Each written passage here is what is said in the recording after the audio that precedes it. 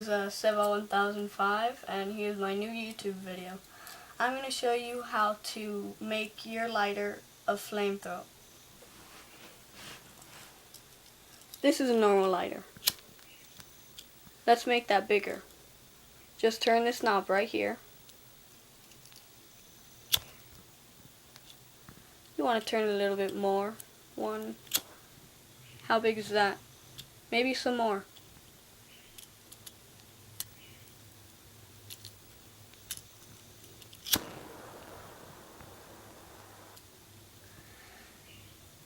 And one more.